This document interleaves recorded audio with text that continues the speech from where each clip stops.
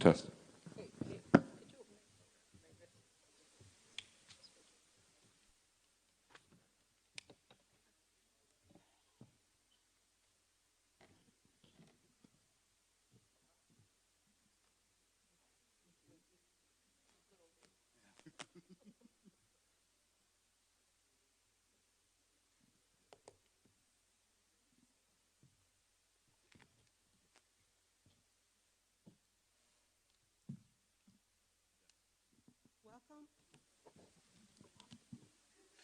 Welcome, and thank you for attending the public hearing on the proposed 2025-2026 budget. The purpose of this meeting is for the superintendent's report, presentation of the district's 2025-26 budget by administration, and public hearing on the proposed 2025-26 budget. Please stand and join me for the Pledge of Allegiance. I pledge allegiance to the flag of the United States of America and to the republic for which it stands, one nation, under God, indivisible, with liberty and justice for all. Roll call, please. Miss Adams. Present. Mr. Bryan. Present. Mrs. Landry. Here. Mr. Tierney. Here. Miss Stevens. Yes. Mr. Price. Here. Mrs. Motter. Here. Board members, you are dismissed to take your seats on the floor for the presentations and superintendent's report.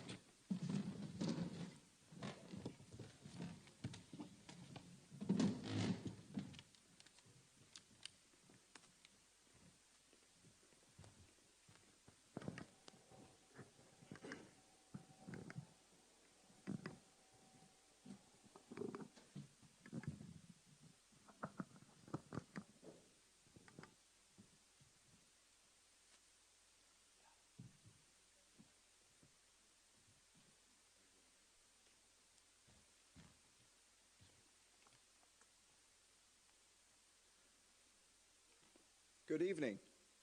Good evening and welcome to the 2025 annual meeting of electors.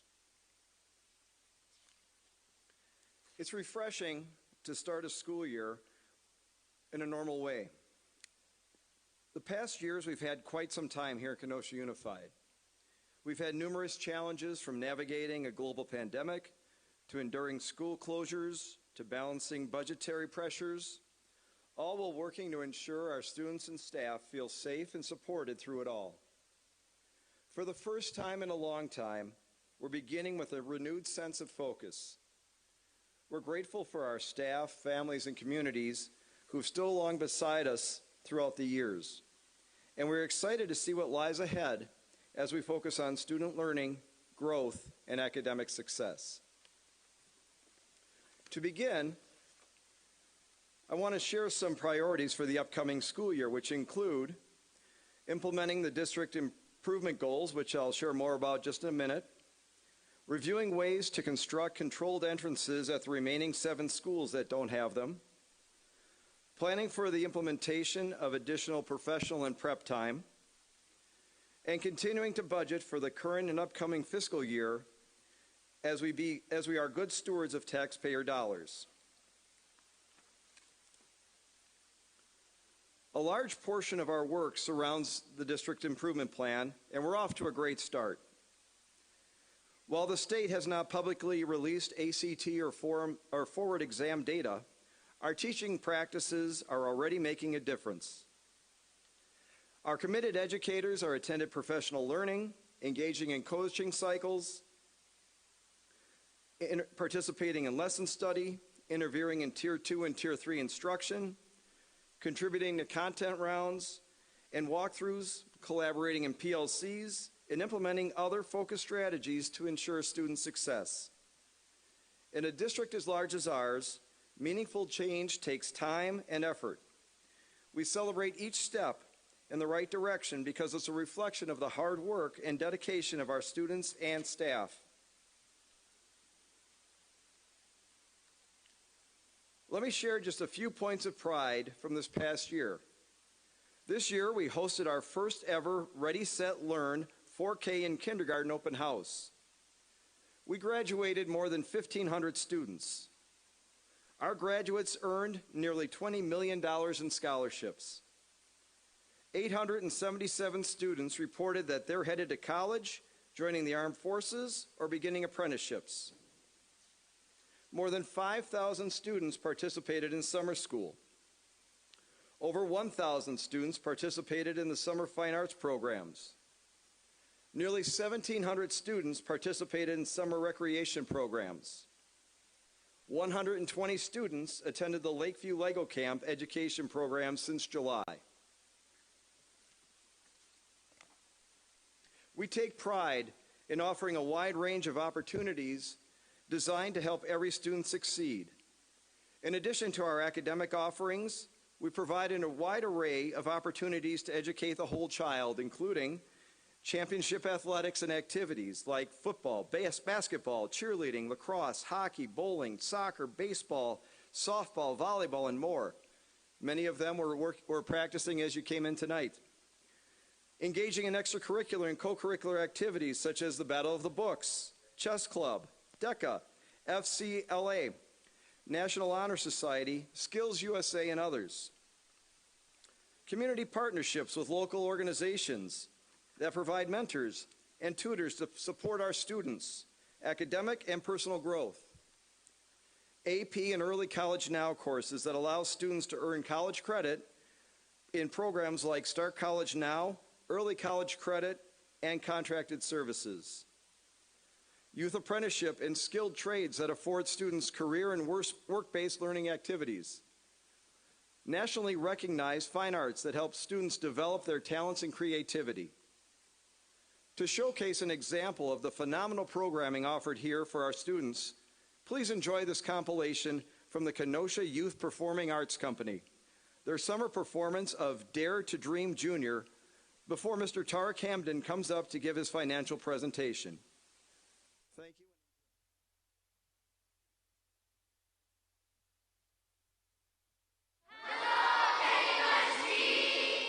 It is with deepest pride and greatest pleasure that we welcome you to the 25-26 school year.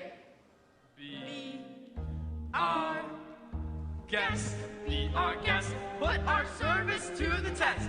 Tie your napkin round your neck, my friend, and we'll provide the rest. Be our guest, our command is your request. It's been years since we've had anybody new. We're all set. I wish I could be the perfect daughter, but I come back to the water, no matter how hard I try. If the wind in my sail on the sea stays behind me, one day I'll know. If I go, there's just no telling how far I'll go. Flipping your fins, you don't get too far. Legs are required for jumping, dancing, strolling along down a, what's that word again? Street. Up where they walk, up where they run, up where they stay all day in the sun.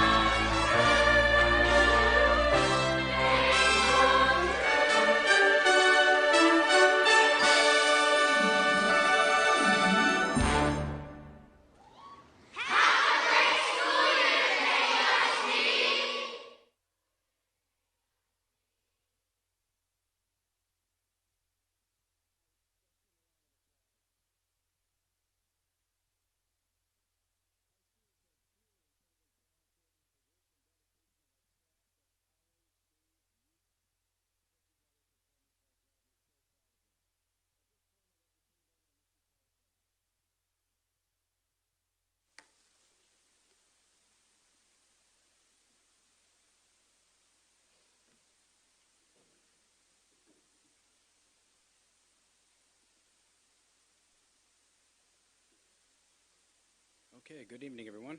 Once again, I'm Tarek Hamden, Chief Financial Officer for Kenosha Unified School District. Can't believe it's already been a year since we've done this, but here we go again. Anybody, if you're in the audience and you need Wi-Fi, we do have an open network, town hall. All presentation materials are available on our website. You can scan the QR code or just go directly to the website as well. So we're going to talk first with our fund structure. We have fund accounting here in public education. These first three sets of funds, these are directly supported by tax levies. Our general fund, that's where we do most of our operations. That's our day-to-day. Our debt service fund is where we record our transactions when we borrow money. And then our community services funds is where we track our activities that are supporting our community. And then we have other funds that do not have a direct tax levy associated with them, but we still must track expenses accordingly in these different funds. Special projects encompass the biggest piece in there, special education, and then also our Head Start program. Our capital projects fund, when we have capital projects, so when we're building buildings, that's recorded in our 40 funds, our capital projects. Food services, to standalone fund, Fund 50. And then our trust funds. The major trust funds that we have, we call it Fund 73. That's for our other post-employment benefits. That is a true trust, so all money held in that account and those trust accounts can only be used for that specific purpose. So now we're going to take our first look at a recap of the fiscal year that we just are in the middle of closing. It's still unaudited technically, so 24-25. And then we're going to look at the proposed 2025-26 budget. This is a sample of what was published in the Kenosha News on the 6th of September. So like I said, we're going to look at 24-25 unaudited, 25-26 proposed, which is preliminary. I want to remind everybody, so many variables change between now and the end of October when the board will actually adopt the budget for the year. But we have our preliminary budget ready to go here for you.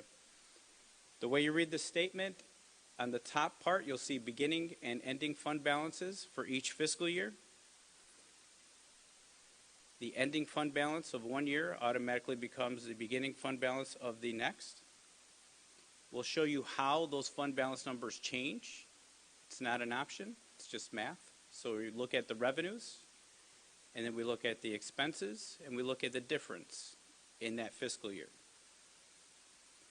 So if you look at 24-25 ending, we closed with $270 million worth of revenues accounted for, and $268 million worth of expenses. In other words, we had a change in fund balance, a positive change in fund balance of just over $2 million, and we'll get to some of the components of that. But in other words, 99% of the revenues that we took in were spent on expenses. Now we're going to look at the proposed 25-26 fiscal year, and preliminary numbers are showing $261.4 million worth of revenues, but $265.7 million worth of expenses. That would indicate a $4.3 million deficit if all expenses are spent.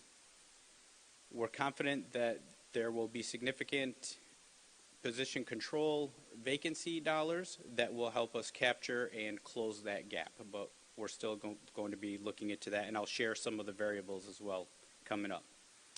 So recap of 24-25, remember we adopted a budget that had about $800,000 deficit initially.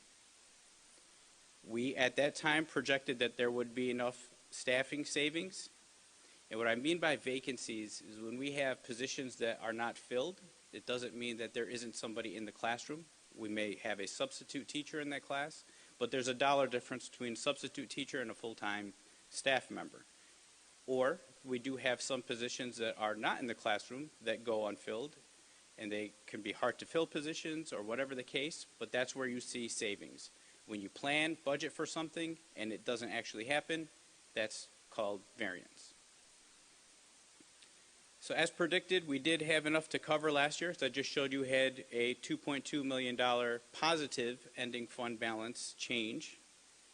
But last year we also adopted $2.9 million worth of carryover funds. And that's something that happens pretty much every year. 2.4 million of that 2.9 are required grant carryovers, and then there was about 400,000 worth of donations and mini grants that were required to carry over. Now here's the part that I want to stop on for a second. There will be another request for $3 million of monies in 24-25 that were unspent that we're going to ask to carry over to 25-26. What makes those dollars up? The required grants. So you see there's almost $1 million of mental health grants, common school library funds, almost 700,000, career and technical education incentives, 500,000, almost 6, special education transition grant, almost 200,000. We have residual dollars from our vape settlement, about $134,000 there, and then other various donations and mini grants. So that's $3 million that was authorized to spend in 24-25 but not spent. And remember, I just showed you 2.2 of positive variance. Well, 3 million and 2.2, those numbers are related. So this 3 million, had it been spent, we would have been right in the $800,000 deficit range. I hope that makes sense.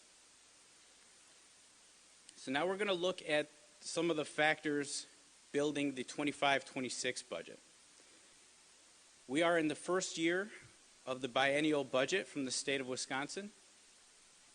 And I hate to say it, compared to what was originally proposed, the year of the kid, the game-changing education budget, unfortunately, that didn't happen. So nothing that's going to knock your socks off here. The governor's line item veto, remember that got creative with the line item veto and changed a number to make the per pupil increase of $325 a 400-year commitment. That was challenged but upheld. So that is in the next 2 years of our budget at least. Actually, it's in the next 400 years until something changes.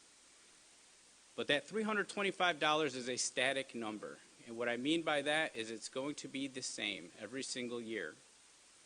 And the value of that $325 is going to decrease over time, and I'm going to show you that in detail here as well. One good movement is the special education reimbursement rate, which was proposed to be 90%, 60%, ended up coming down to 42% from the 33% that we currently receive. And 42% is not really 42% because it's still funded under an allocation called some certain rather than some sufficient. What that means is there's a fixed pot of money up there that the legislators think it's going to take to reimburse everybody at 42%, but our history shows us that that money is never enough, and it'll end up getting prorated because as school districts claim more, they're going to have to reduce that dollar amount. So the estimates coming out are maybe it's going to be more like 39 instead of 42. Still, more than 33, and we're grateful for that, but not quite there yet. High cost special education aid is another thing that got some attention, and while it looks great, that rate increased from 26% to about 50%. Again, some certain, so maybe more like 48%. But this is a very small dollar amount in practice because it really only applies to a handful of students. It applies to 90% of the dollar amount that exceeds $30,000 spent locally on one individual child. So what that means is you can't claim any portion that was used by IDEA, which are special ed federal grant. has to be local dollars, exceeding $30,000 for one child, and then you can file a claim for 90% of that difference amount. Again, not complaining, we'll take it, but not game-changing money here. For context, we had about 70 kids that we even were able to claim on the previous claim from that, and the dollar amounts ranged. But most importantly, this last line did not get enough attention, but the state budget did not increase general state aid allocation. What that means, and you'll see later in this presentation, is that the $325 per pupil allows school district to increase their capacity, increase their revenue allowed, but it doesn't fund it. In other words, your local property taxes are likely to cover the difference. And we'll get into the revenue limit formula more in detail here, but this is the most important part that quietly went through the budget that I believe should have got some more attention. The Department of Public Instruction is obligated to release on July 1st of each year what they estimate will be the state aids to the school district. That July 1 estimate has some issues with it because the Department of Public Instruction can only use what they have available to them at the time. So what they're using is budgeted dollars, not actuals. That number is going to change. But this is an analysis of all 421 school districts and the July 1 estimates this year that just were released from the Department of Public Instruction. Everything you see there in red on the bottom here is the range of change. So it starts here with a minus 65 to 60%, and it goes all the way up to 1,000% increase for one school district that basically had no aid and then now is aided. So there's a huge change there. They went from like 100,000 to 1.4 million. But the point of this slide is to show you that 277 out of 421 districts are projected to see a decrease in the state aid that they received.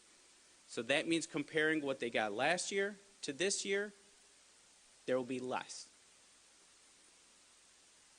That's 66%. That's 2/3 of the districts in the state. So this isn't a KUSD issue. You'll see our number. We are right in this range where it's the minus 5 to minus 10% range. And our actual number is about 4.6% estimated in that July 1 estimate. That translates to over $7 million loss for us. I'm going to show you how that directly correlates to the tax levy here in a second. But that's $7 million less of support from the state. So, for KUSD's budget, preliminary 25-26 highlights, declining enrollment isn't going anywhere. The trend continues, and it's reducing our revenue limit authority base. Major impact items like health insurance are not getting any less expensive. This year, we're absorbing a 9.9% increase on those health insurance premiums, and it could have actually been more had it not been for the caps. Our utilization rates really call for in the 20 to 30% range. Our school board did approve base wage increases of 2.95% plus salary schedule movements, which means allowing people to move on their schedules and giving them credits in the teacher salary schedule, for example, for their master's or master's plus 30 in education. All of those things combined gives us an average increase of about 4.5% on our salaries. And then also we had a 2.95% increase on most of our what we call non-full-time equivalent timesheet hourly rates as well this year. Here's some items that the board approved that were not staffing related. So these are what we call budget assumptions. So we replaced MAP testing for grades 1, 2, 3, 4, and 5. That's going to save us $50,000. Reduced the recognition committee budget by $45,000. reduce athletics equipment budget by 30%. There's $12,000 there, but then we did increase the WIAA officials pay, which is also in the athletics budget, so those two kind of offset each other. Eliminated the district funding of the Thespian Festival. That's something that will need to be fundraised just like all other extra activities. And then we added back a limited curriculum adoption budget of $500,000. For perspective, that used to be around a $2 million budget line. Now here's the staffing related pieces. So this is a snapshot comparing 24-25 staffing FTEs or full-time equivalents to 25-26 FTEs. And each group's change is highlighted here on the side here. So on our administrative, supervisory, and technical group, we're down 6 FTE. That's almost 4%. No change on our carpenters and painters. Our ESPs, or educational support professionals, down about 6 FTE. Down 2 FTE on our interpreters. Down 33, almost 34 FTE on our teachers. Down 1.6 FTE on our secretarial staff, clerical, and then no change on service. So overall, we're looking at a minus almost 49 FTE, full-time equivalents. So we're shedding about 2% of our staff. Preliminary 25-26 deficit, I want to emphasize that yes, the expenditures are projected to exceed the revenues at this moment in this snapshot. We have to take a snapshot of the staffing budget in order to present to you today and to get everything published in the Kenosha News 10 days prior to the actual meeting. So things are going to change. Unfortunately, that's right in the human resources hiring season. So there's some holes that we have to plug and make some assumptions. So at the time of this snapshot, which was in mid-August, we had over 100 what we'll call vacancies, so positions that didn't have somebody assigned to them yet. And on top of that, we had about 140 new hires, so people that were hired into the system but were still within their 30-day benefit eligibility selection window. So they had not picked a benefit package yet, but they have the right to 30 days, up to 30 days within their hiring. So we have to make some assumptions there. We budget for not a full family package, but we've done some weighted averaging and determined that the employee plus spouse package is kind of what the average cost is. So not low, not high, but kind of right in the middle.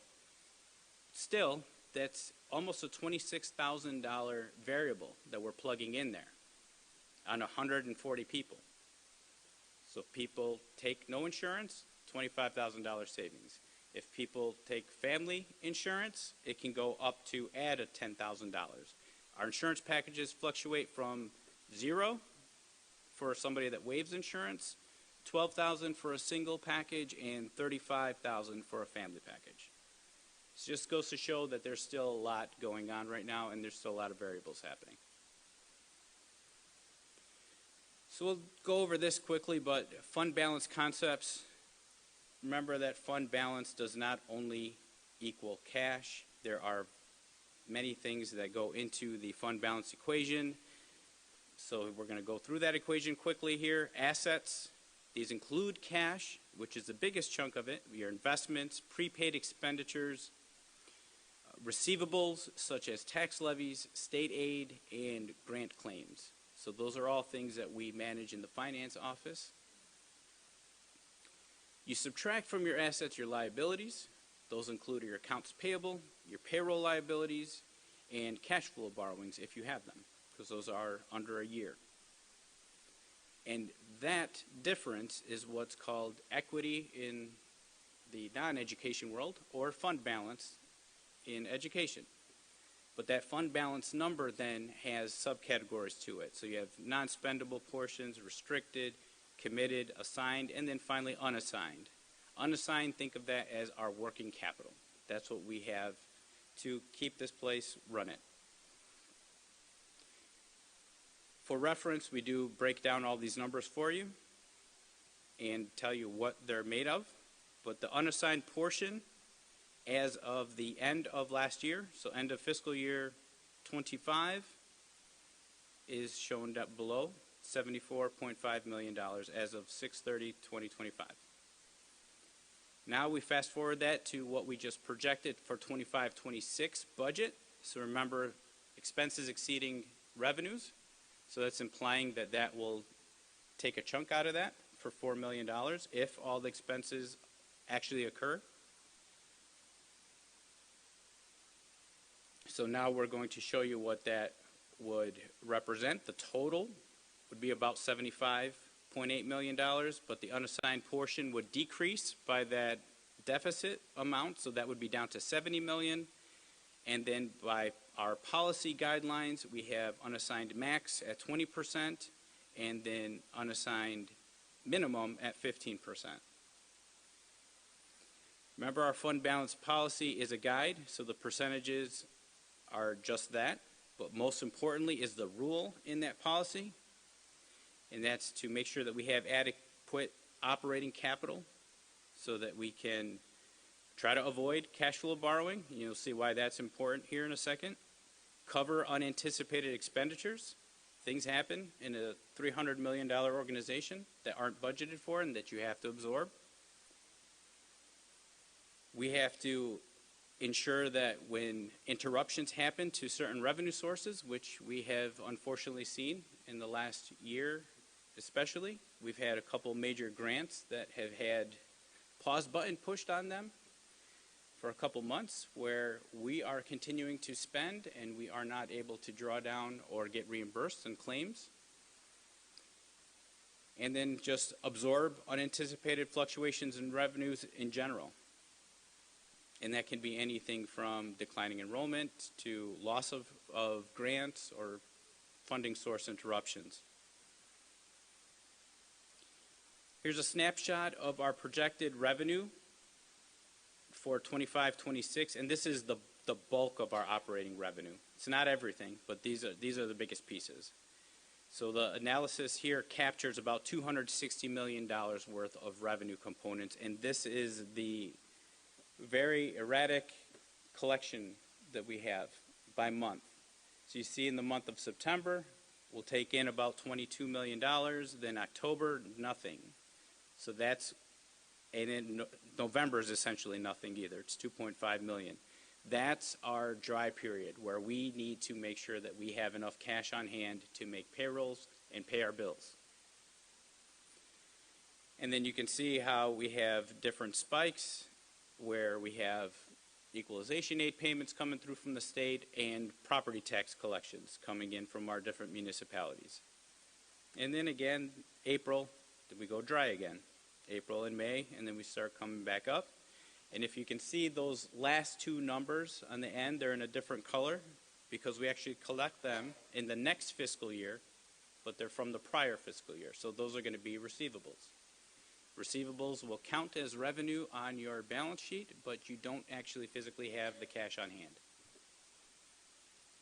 Short-term borrowing history real quick. So this is going back to 2011-12.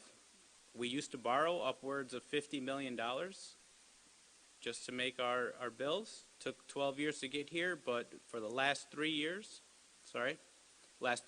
we have been able to avoid short-term borrowing, and we are projecting that again for 25-26. So why is that important? We look at the current interest rate environment. This is a snapshot of the Fed rate, and this drives most all the other rates that we're dealing with as consumers. Right now, here we are, the last published rate in August at 4.33%. If you take a look back and draw that line, when's the last time that we really saw rates like that? It's about a 20-year period. So these are the highest rates that we've seen since 2007. High interest rates environments, best practice, you want to avoid borrowing because you're paying interest, but you want to take advantage of high interest rates as well if you can earn interest.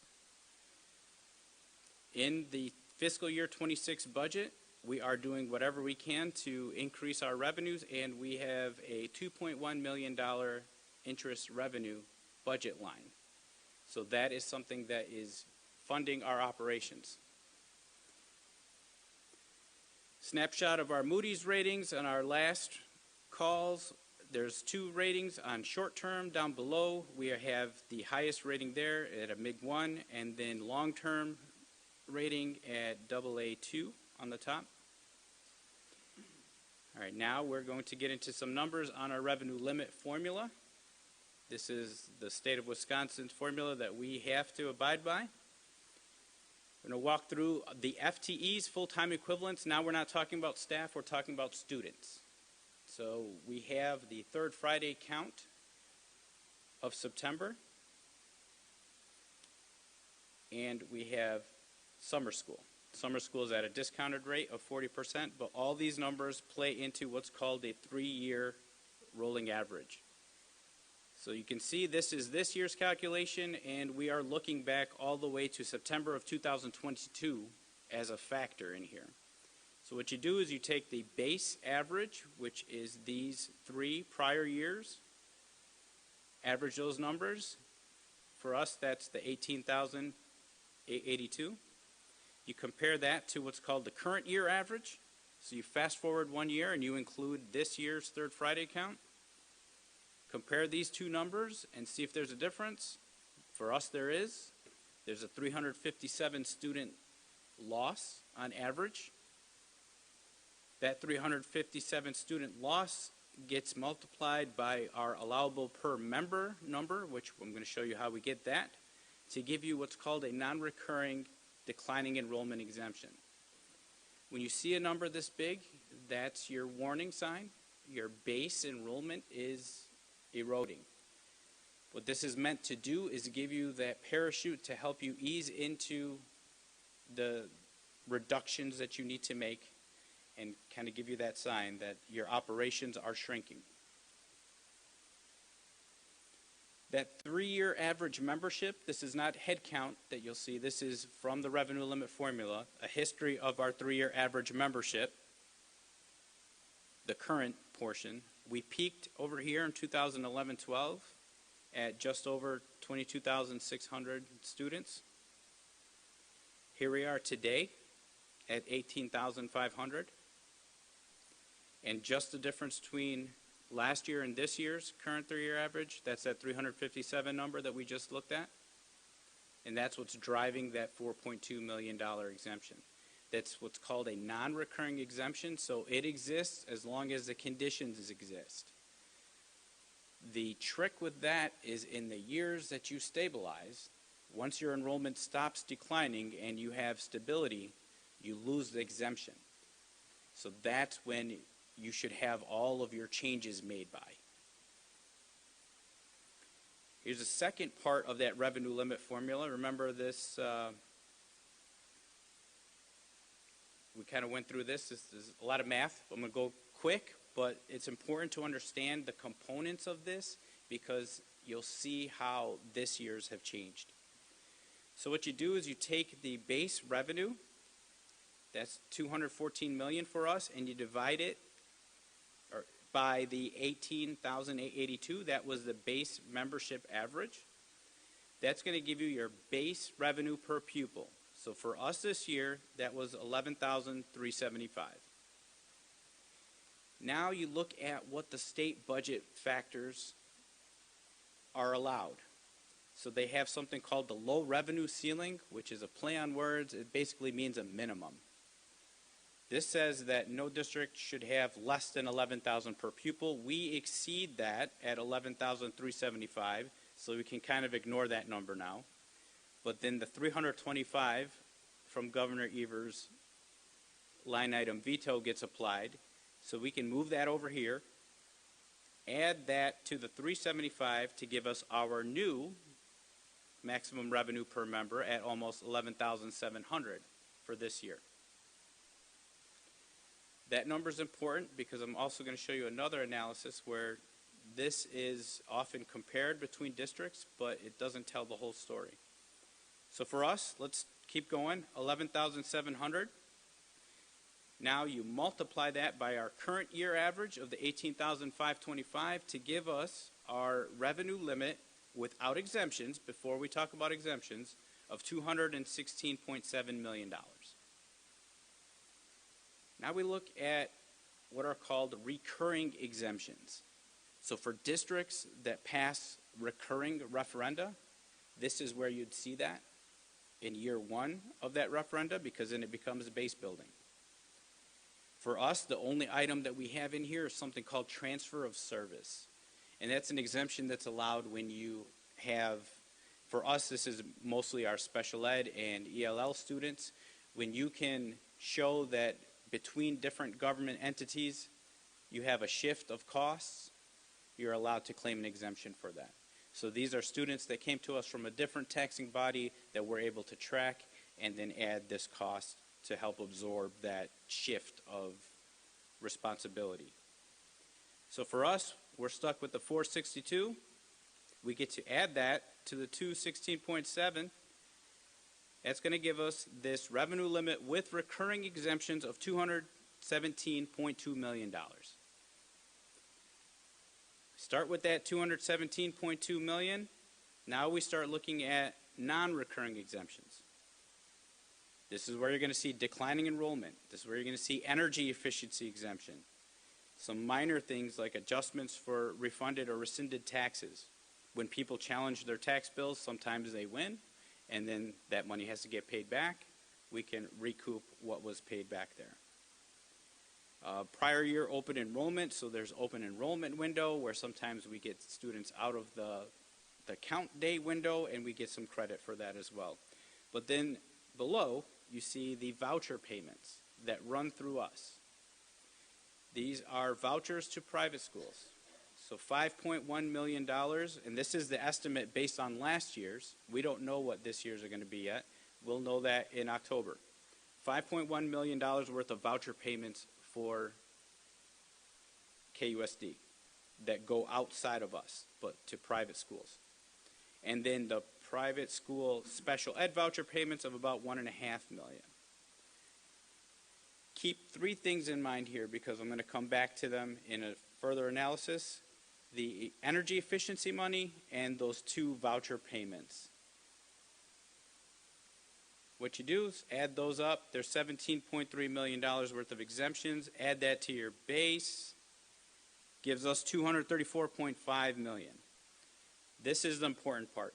234.5 is our revenue limit authority. Now, how do we get the revenue to get us up to $234 million? Two major sources, from the state and then property taxes. So the state this year is going to fund about $147, almost $148 million of that 234. 234 is the max. We can't go above that. The state's going to give us $148 million worth of it, and then we're allowed to levy for the rest.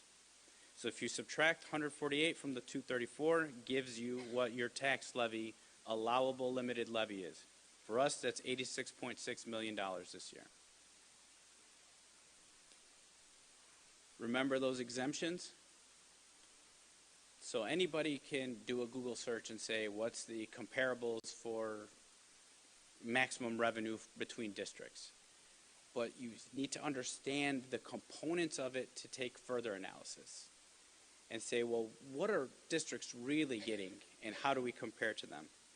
So remember energy efficiency and remember the voucher payments. This is what you get if you do the simple search and say, how does Kenosha, sorry for the small print here, but Kenosha's, we're here on the end. Next is Burlington, and then Green Bay, and then Central Westosha, Union Grove, Racine, Wilmot, Milwaukee, and then Madison. This is the generic, based on 24-25 data that's available. You see, we had the 11,349, and we don't look that uncomparable to everybody. But if you look at the maximum revenue allowed, and then take out the exemptions, because those are not operational costs. Those energy efficiency and the vouchers. It's not fair to count those against the districts. That's not money that we're using for our kids. So I stripped those two pieces out and redid that calculation just to show you what that would look like. Our number now becomes 11,525. Burlington's 11,561. Green Bay's 12,300. Westosha's 12,400. Union Grove 12,500. Racine's 13,220. Why are these increasing? Because now you're encompassing referenda, even if they're non-recurring, because they're getting use of that money for these students, and you can count that. And we're not factoring in the voucher payments, because that doesn't go to them. 13,200 for Wilmot, and then Milwaukee, you'll see 14,000, almost 600, and then Madison, almost $16,000 per student. So this shows you what the real differences are, how our revenue per member, we're down in the 11,500 compared to a district like Madison, nearly 16,000. So now that allowable per member increase, here's some history on that. You see this did actually go negative, and this was Wisconsin Act 10. So we lost nearly $560 per student. Along with that came the expense reducing toolkit, is how they framed it, which was no longer requiring pretty much most of the collective bargaining subjects. And that was reduced down to only base wage increase. And then also the portion of the Wisconsin retirement system that the districts used to pay for became unallowed. So nearly 7% of salaries used to be expenses of the district that we would fund the employee and employer share of Wisconsin retirement. That was no longer allowed after Wisconsin Act 10. Here in 25, 26, 26, 27, these are the 2 years of this biennial budget. We have the 325 static increase. And then in 27, 28, 28, 29, those will be right now assumed to be 325, but every single 2-year budget cycle is its own little animal, so who knows what will happen. Quick analysis of that 325. This is what I mean by a static number. In this year, we started with the $11,375 as our base per pupil. We add that $325. $325 gives us the $11,700. So that's an increase of 2.86%. Next year, though, we'll start with a base of $11,700, add that same static $325. So now that value of that, this is just math, now that'll bring us up to $12,025, but it's a 2.78 increase. Every year, if that stays static, it's going to go down. So again, we're thankful for the at least consistency. We know we'll be getting the 325, but that's not adequate when you talk about keeping up with inflation. Another inflationary analysis, I won't go through this whole thing because the major, just showing my math, going all the way back to 2012-13, I've been tracking the difference between what we actually received from the state in allowable increase and what the consumer price index change was. So you can see the differences every year back and forth, and then I'm tracking whether we beat or lost to inflation and what the equivalent dollar amount would have been based on the students in that year, totaling it all up. So since Wisconsin Act 10 in 2012 or 11-12, what I'm tracking here is saying that we were allowed to increase by 22%, or $2,323 per student, but inflation called for 37% increase.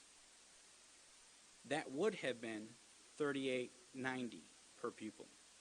So we lost to inflation almost 15%. Translate that into dollars, almost $1,600 per student. Translate that into budget, over $31 million that our budget would have had we just had inflationary increases. Now looking at the revenue limit for 25-26, this is the preliminary projection. Remember that $234.5 million number? That's giving us the size of our cup. How that cup gets filled, 63% by state aid, 37% by tax levy. 63% is an important number because there's this unspoken promise where the state's supposed to be funding at least 2/3. So we're starting to see that shift. We're not getting 2/3. This is probably one of the most important slides that I want to take some time on. I'm going to compare the revenue limit pieces from this year to last year to show you why we will have tax impact this year. The first set of numbers here, this is our $234.5 million total limited revenue compared to last year's $229.6. Our revenue limit authority grew by almost $5 million. The state aid portion is going down from 155.9 to 148 essentially. So we're losing $8 million in state aid. We're growing capacity by almost $5 million. So guess what's going to happen to the tax levy? The tax levy is going to increase by that range. That's nearly $13 million estimated increase in tax levy. Not from added expenditures, not from school board action, not from a referenda, from variables in the state budget, from the equalization aid pot not increasing.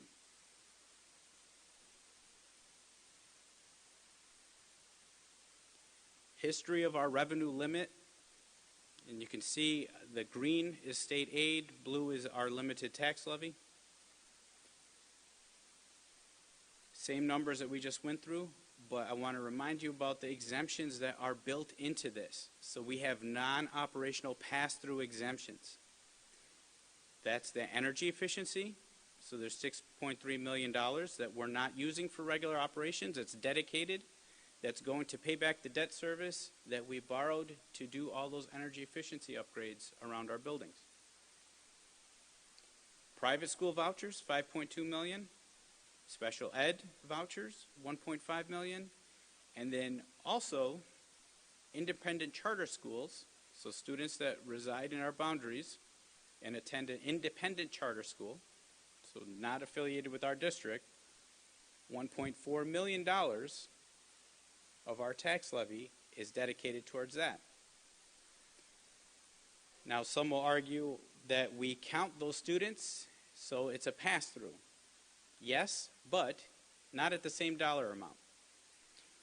Just give you an example, independent charter schools, they're funded at $12,369 per pupil this year. You remember what our rate was? $11,700. So for every one of those independent charter school students, we're supplementing it by nearly $670 out of our budget. Let alone the tax impact. The tax impact, the full $1.4 million is coming through us as tax impact. Energy efficiency is the only piece on here that stays with us. Our trust funds, we mentioned earlier, we have our post-employment benefits trust, an actual trust. That's where we're saving money to fulfill the promises that the board has made to retirees. Right now that currently stands at health insurance coverage until you get to age 65. This is the annual required piece, so this is the activities of that trust fund. So we had, key point here, $3.1 million worth of investment interest earned. That's because of the high interest rates environment, so we were able to take advantage of that and help supplement and grow that trust fund so that we can fulfill the promises that were made. And then disbursements coming out of the trust, $6.7 million there, almost 6.8. But the cash and investment as of 6/30/2025 totaled $68.8 million. Because of the size of our district, we're required to have an actuarial study from an outside agency, compare what our total liability is to our assets or net position, and then determine what's left. What's the unfunded accrued actuarial liability? This slide is showing great progress that we've had from 2020 to 2025. I'm proud to say that at the end here, if you see $78 million of total liability, $72 million worth of assets in the trust, leaving only $6 million as unfunded. So we have, in other words, a 92% funded OPEB trust at the moment. That's compared to industry average of pensions, which are mostly similar to this, of around 80%. Community services funds, we have a separate tax levy of $1.5 million. I'm going to show you what that funds. So our community and parent programs listed above here, those account for $726,000 of that levy. We have our recreational department, and that it also includes the KIPAC group that you saw the video from earlier. It accounts for $584,000 of that levy.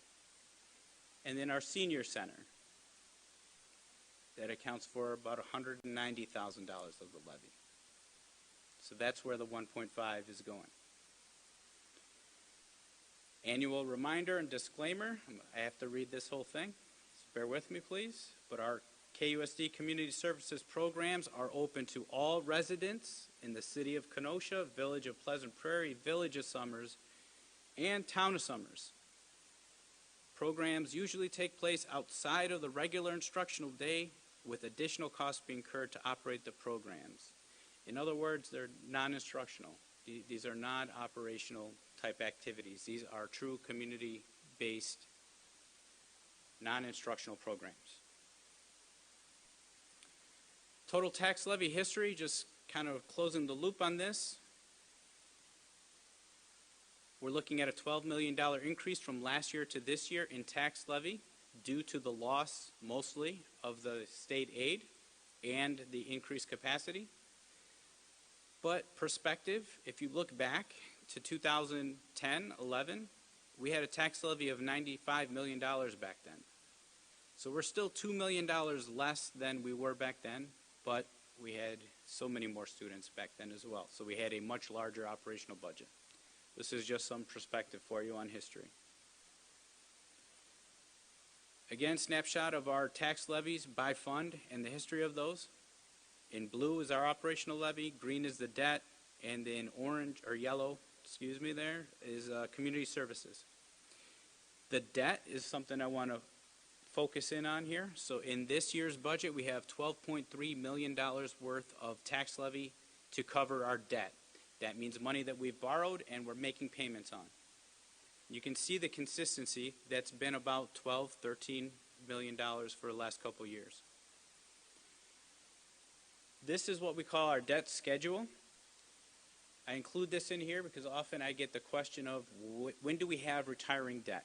Do we have something called a debt ledge coming up? And that's basically, think of your personal life. If you take out a 5-year loan on a car, year 6, you shouldn't have any more payments. Your car is paid off, and that theoretically frees up money in your budget.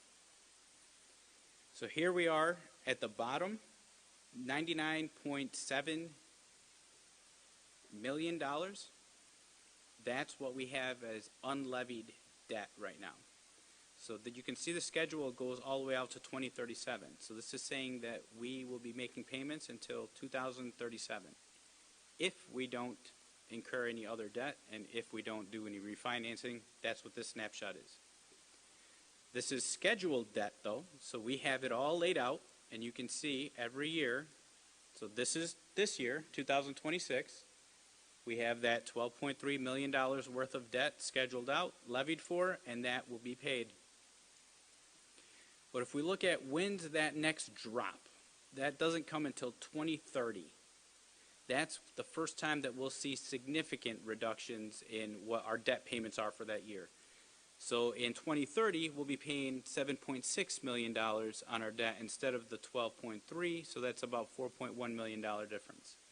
That's what's meant by a debt ledge.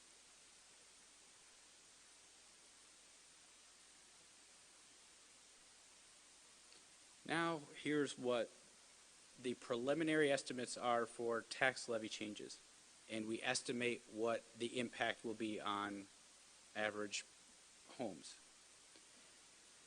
For 2025-26, the preliminary levy is looking like it will increase almost 14.6%. So the levy going up 93.27 million compared to the 81. Property values are projected to go up 7%, or almost up to the $17 billion mark, which means we have growth in property, so we'll be able to spread that increased tax levy out on a bigger base. So the mill rate, or tax per $1,000 worth of property, looks like it'll go to $5.49 per every $1,000, compared to the $5.13 that we had last year. On an average home of $350,000, that's looking like a $127 increase. Again, disclaimer, these will change and be recalculated when we get our October property value. So right now we are doing our best to guess that increased property increase and our tax levy. But stay tuned to October for the finals. But this is where it's trending. Now, why did I use a $350,000 number? Because we have in the past used $250,000. I challenge anybody to find me a $250,000 house that they can buy right now. Realtor.com, citing my sources here. Here's Kenosha, $289,000. Pleasant Prairie jumps up to $465,000. Summers, $374,000. If I look at the property in each of our different municipalities, Kenosha represented about 59%, Pleasant Prairie 32%, and Village and Town of Summers about 8.4%. So I do a weighted average to come up with pretty much $350,000 is the average home price. Mill rates, one more time, that's the rate of tax for every $1,000 of property value. So the formula goes, take your tax levy, divide it over your property values, that gives you your mill rate. What I mean by these green arrows is showing you scenarios. So if your tax levy increases and you're dividing it over the same property value, you can expect your mill rate to increase. But if you have a static tax levy and you divide it over more property, you expect your mill rate to go down. Mill rate is only a mathematical expression for us. Our tax levy is what's controlled and limited.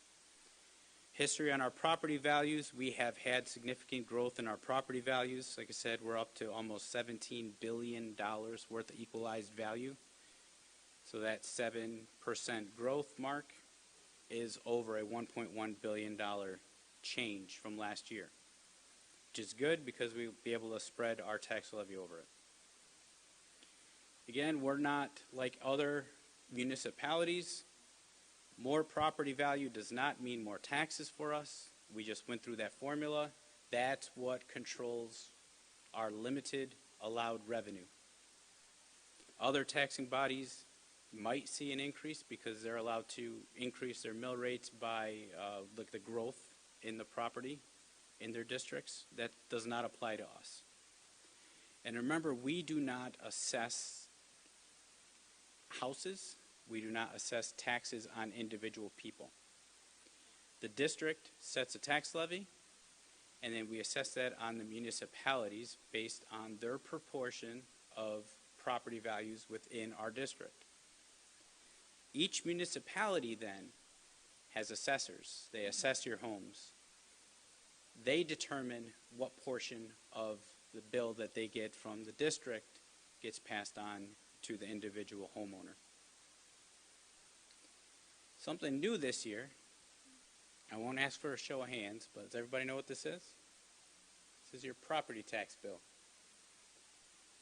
So I would bet that a lot of people pay their property taxes and never actually read their property tax bill. Today I'm going to go through some of it.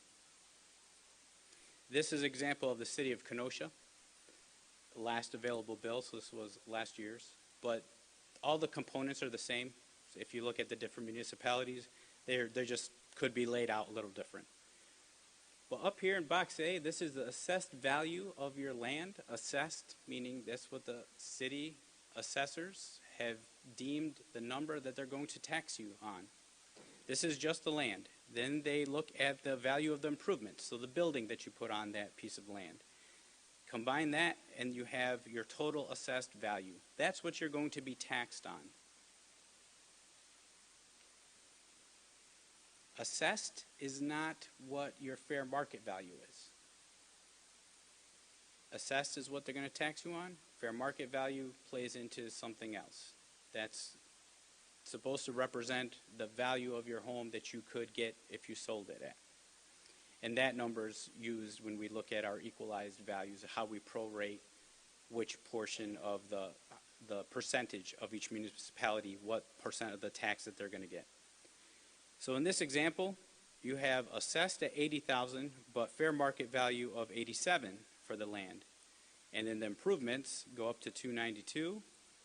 So this total fair market value is $379,000 compared to the assessed value of $349,000. How do they determine that fair market value? Department of Revenue provides this average assessment ratio. There's a couple ways you can read that. So they take the assessed value, divide it by this ratio, gives you the estimated fair market value. Or you can look at that and say about 92% of the fair market value is what the assessment is. Up here is what's called the net assessed value rate. So this is the combined rate that the municipality takes from all the taxing jurisdictions. They divide that over the property in their municipality to determine what your tax rate is going to be. So another way to look at that, we were just talking about mills, tax per thousand. So the city of Kenosha last year had $17.01 per every $1,000 worth of property. So the math on that, you would take that $17.01 on how many units of assessed value. On 349,000, it's 349. So you can either multiply this whole rate by the whole 349,000 or simplify it and say $17.01 times 349. That gives you your net tax. For schools and school districts, there's something important on your tax bill here that we don't see. It's called a school levy tax credit. So that's something that the state budget includes. And oftentimes you hear funding for education, they're including that number. We don't see that number. That does not come to the districts whatsoever. The municipalities get money from the Department of Revenue directly, and they apply it to your tax bill. So there's a little bit of confusion when you read the headlines when a budget passes, record dollar amount set aside for education. Yeah, we're not getting it. We're not seeing it. It's welcomed. Obviously, everybody loves reduced taxes. Don't get me wrong, but let's call it what it is. Here's the taxing jurisdictions. So on the city of Kenosha's property tax bill, there's taxes for Kenosha County, the city, us, and Gateway Technical College. And here are the dollar amounts that go to each of the different taxing jurisdictions. So you can see Kenosha, we were $1,500 out of this $5,900 tax bill. So we're in the 26% range. This is that net tax, or the gross tax, but then you apply 2 more credits that come from Department of Revenue. There's the lottery and gaming credit, so we all get a little chunk of the lottery proceeds and off-track betting that's happening, and bingo, I think it is. And then there's also first dollar credit. So that's another give back from the Department of Revenue directly to the taxpayer. So this person saw a calculated tax of $5,900, but then pays or owes $5,700. Of that, $1,500 came to KUSD. And then finally, on the tax bills, starting from December 31st, 2014, we're required to disclose any what's called temporary levies. Think of these as non-recurring referenda. So we had in KUSD, we had our athletic improvements referenda. Remember, that's what we built the Bradford Stadium with. We did work out here, Indian Trail, Tremper. That's represented on the bottom of the tax bills. This isn't additional, this is included in that dollar amount, but it shows you that the city of Kenosha, $726,000 worth of levy in this year from that referenda question.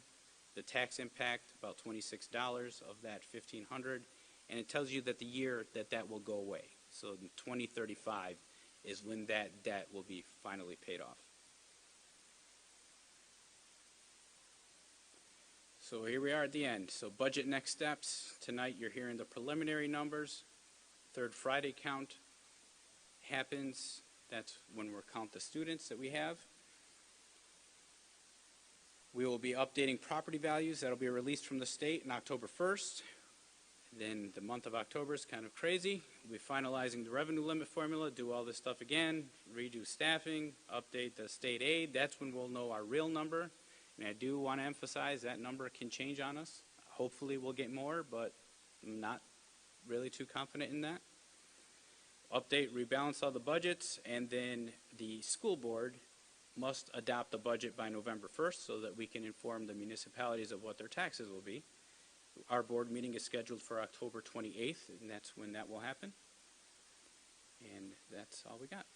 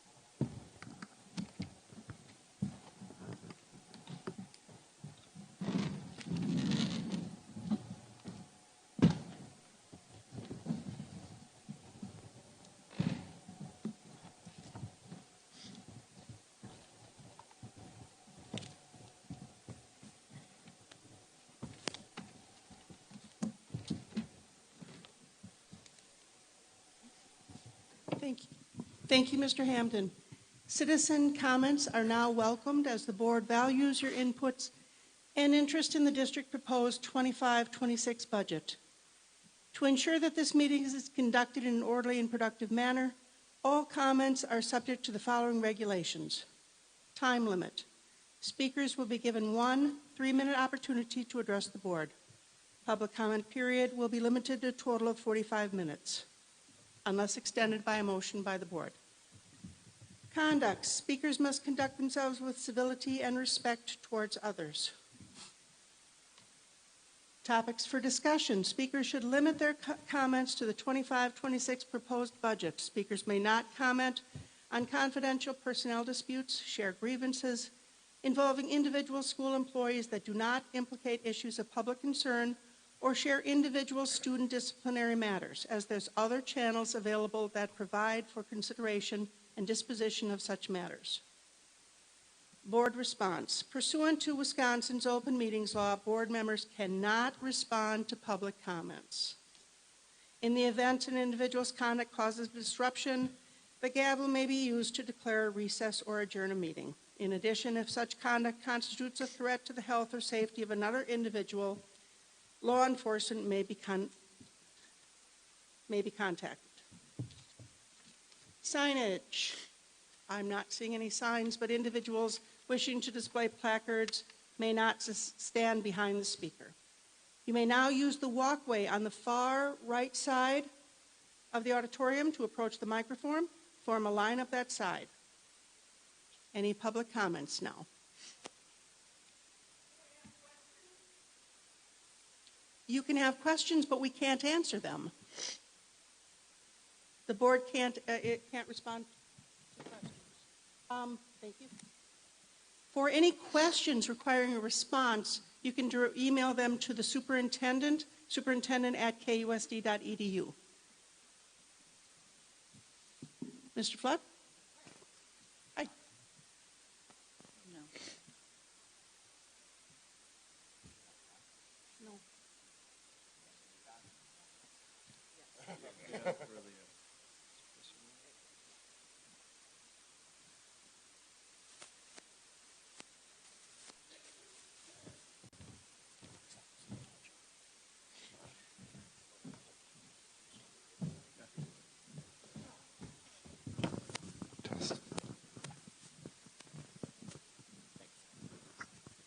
Hello, everyone.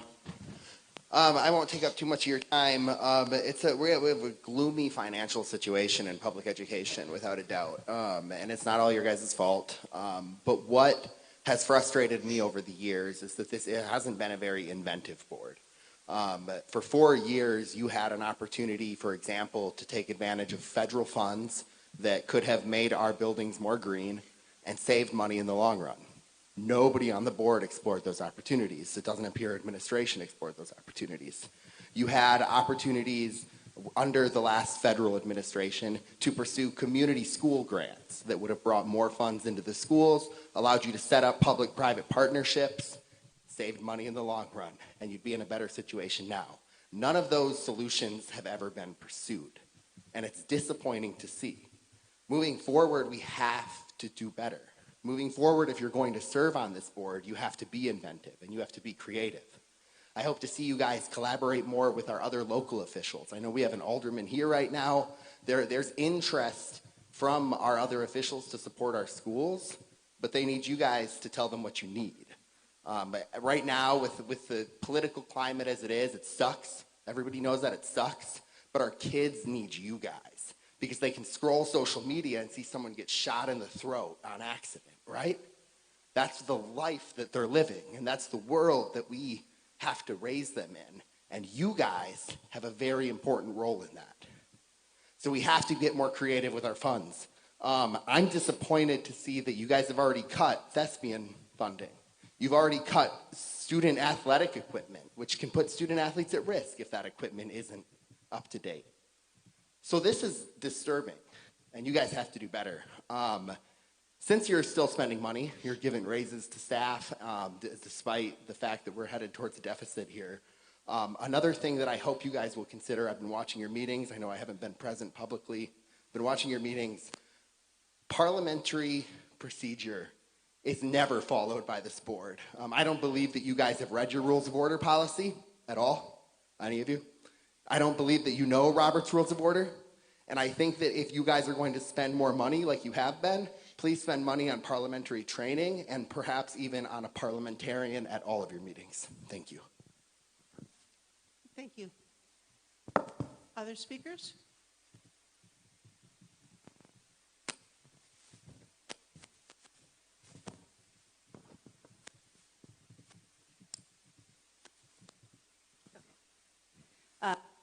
My name is Robin Cullen. I'm from the town of Kenosha. I'll keep this really short. Thank you for that really nice, thorough presentation on the budget. One thing I would just ask, and I haven't really thought this all through, but one thing I would ask is that as a board, you guys consider being the town wants more transparency, and so I would ask that you write a resolution asking the town of Kenosha to include on the tax bill that it gets broken down as to what portion of the tax bill is going to KUSD. It's broken down at what portion of that goes to voucher schools, so that the taxpayers know exactly where the money is going to. Taxpayers have said that they want more transparency, and that's one way that you can provide transparency. So I would ask that you guys do that. Thank you. Thank you. Other speakers?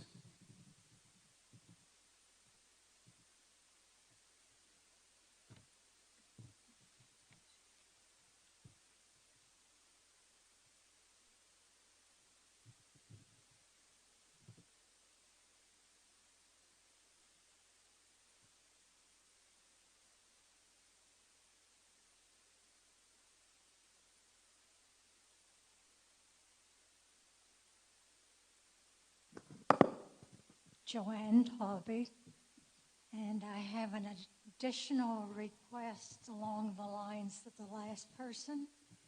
I would like to know how much per pupil spending goes to a student in a voucher school, and how much goes per special ed student comparing voucher schools and the public schools.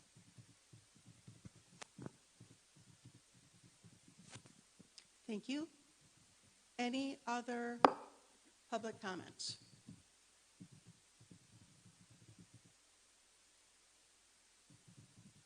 All right, seeing none.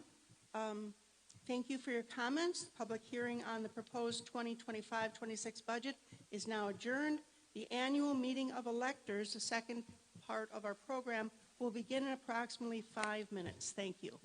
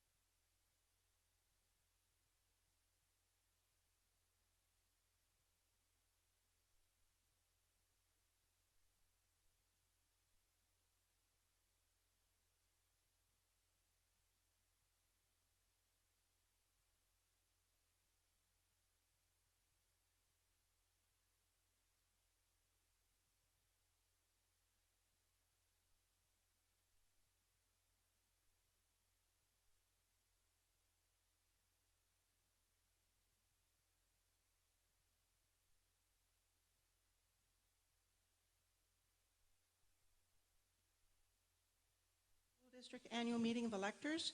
Only qualified electors who have been residents of the district for at least 28 consecutive days prior to this date, are a U.S. citizen, and are at least 18 years of age on the date of this annual meeting can make, discuss, and vote on motions pertaining to agenda items. The agenda outlines all items that by law are to be covered by the annual meeting. In the interest of conducting business in an orderly and timely fashion, the following ground rules have been established for this annual meeting. To facilitate voting, which will take place during this annual meeting, separate accommodations for residents and non-residents have been made. Non-residents are to be seated in the upper right section as you enter the auditorium. Residents are seated in any section of the auditorium except for the upper right section as you enter the auditorium. If you have complaints regarding the procedures, please contact Tanya Reuter, the floor manager, who will attempt to resolve the situation. And Tanya just raised her hand over there. Okay. For questions requiring a response, we ask that you email them to superintendent@kusd.edu. That is superintendent@kusd.edu. The latest edition of Robert's Rules of Order shall be the meeting's parliamentary authority, except as modified by the following special rules. Attorney Christine Hamill will serve as the parliamentarian. Voting, which takes place during the annual meeting, will be conducted in the following way. By a show of hands, raise hand holding the agenda. If not determinative, by a standing count, stand and wait to be counted. As previously stated, only district residents may make and second motions, speak, and vote. The order of business shall be the agenda as printed. First on the agenda is the election of chairperson for the annual meeting. I will now entertain nominations for the chairperson of the annual meeting. When recognized by the chair, please state your name for the record and make your nomination for chairperson.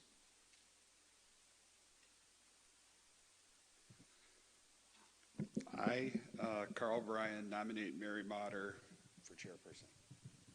Okay, doesn't need a second. No, it doesn't need a second. Are there any other nominations? Are there any other nominations? Are there any other nominations? All in favor of Mary Motter for the chairman of this meeting, signify by saying aye or raising your whatever. Thank you. Any opposed? Motion passes. I will now entertain a motion to approve the rules of order.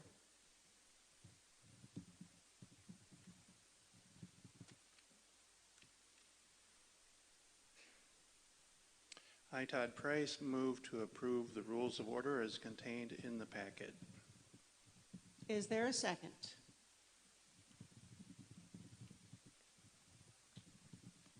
I, Joyce Belkey of Kenosha, move to approve the agenda as printed. You're seconding, right? I'm seconding. Thank you. Is there any discussion? Hearing none. All in favor signify by saying aye. Any opposed? Motion passes. I will now entertain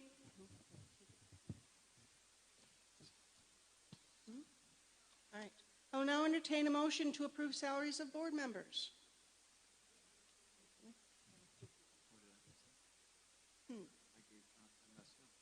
He messed me up. I will now entertain a motion to approve the agenda.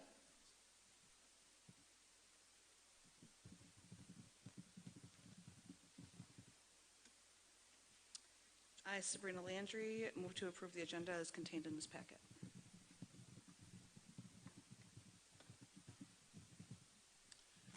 I, Todd Price, will second. Thank you. Motion has been made to approve the agenda as contained in the packet. All in favor signify by saying aye. Any opposed? Motion passes. Now, I will entertain a motion to approve salaries of the board members.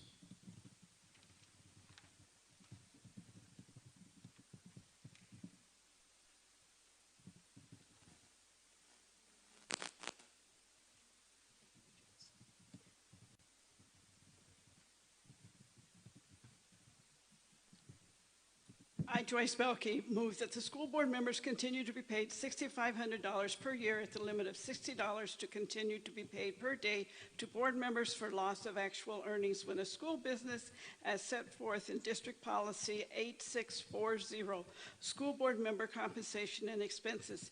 The effective period is from annual meeting to annual meeting.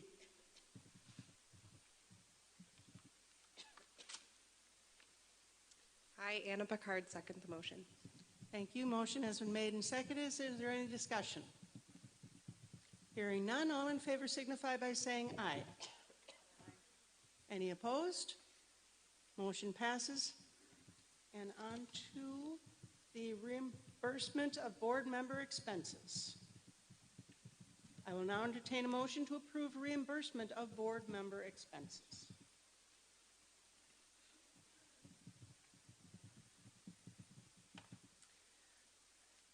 I, Anna Picard, move that school board members be reimbursed for actual and necessary expenses incurred when traveling in the performance of their duties as a member of the school board.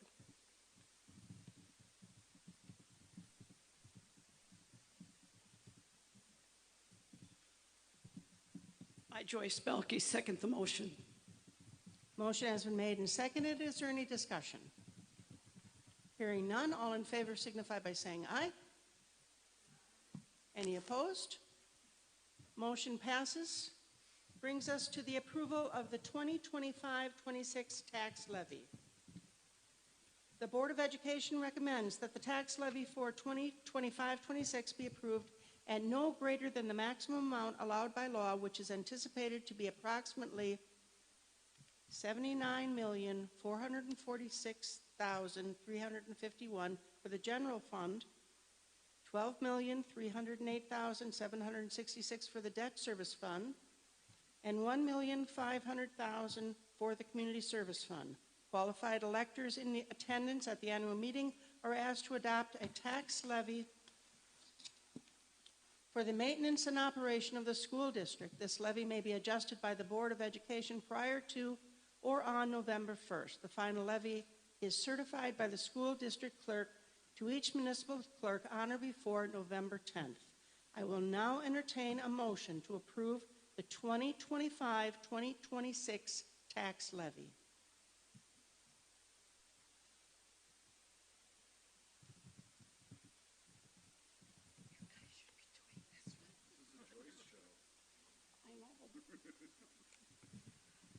I, Joyce Belkey, move to approve the 25-26 tax levy at the maximum amount allowed by law as recommended by the school board.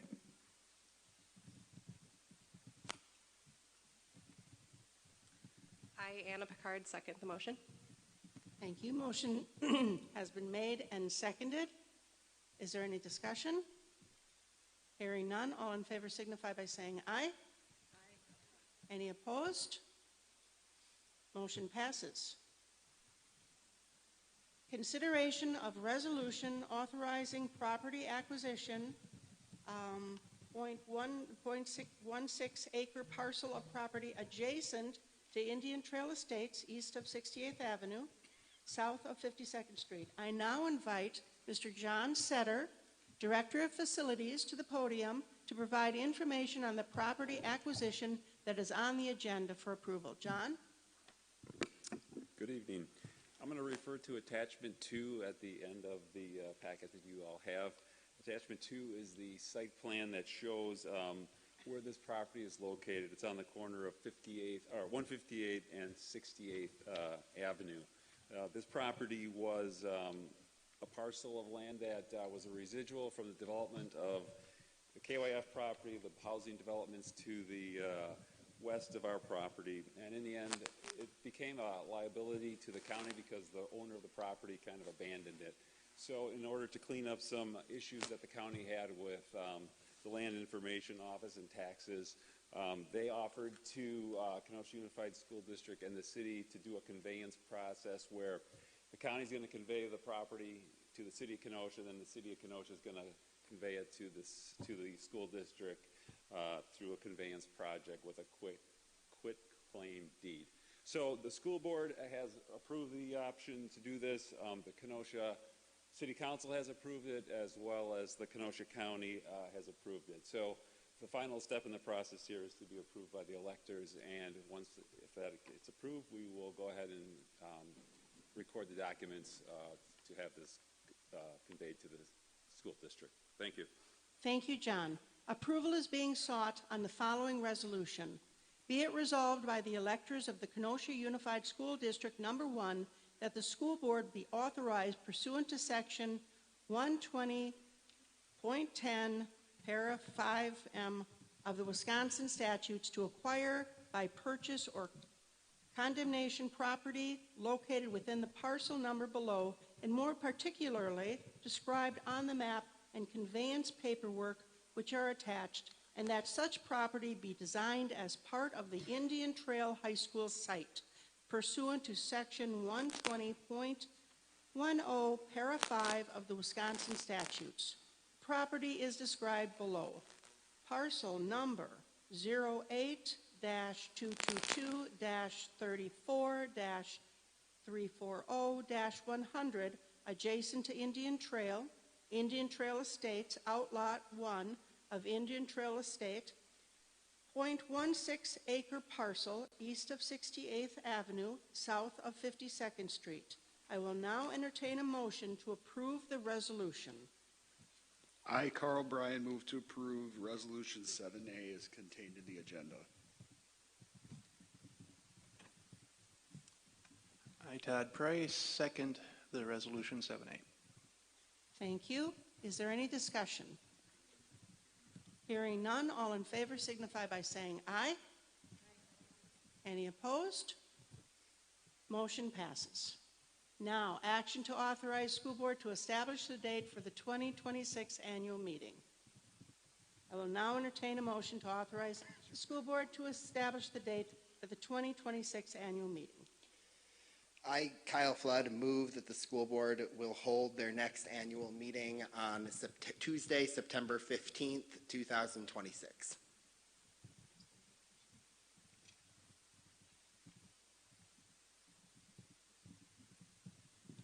Okay, yes. Is there a second?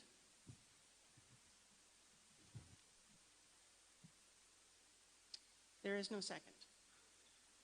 Okay.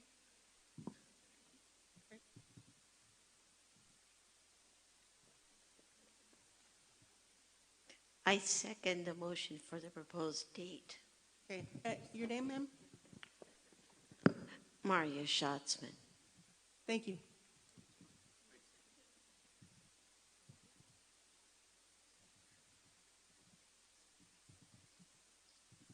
Is there any discussion on that? Yes. The maker of the motion speaks first, and then Dr. Price. Thank you. Thanks. This is the third year in a row that I've made this motion. The reason that I make this motion is, as many people in here know, a few years ago, a group of people took advantage of the fact that the date is not published well in advance. State law only requires you to publish this date, I believe, a week in advance or so. I could be wrong about that, but it doesn't require very much notice. It doesn't get much publicity. It takes community organizations to even get this number of people here. But saying when the date of the next meeting will be now lets people plan to be here next time. It avoids politicizing the situation in the way that we've seen in the past, and it just makes more sense. Thanks. Thank you. Dr. Price? Is there any further discussion? Yes. Yes. It does. I checked.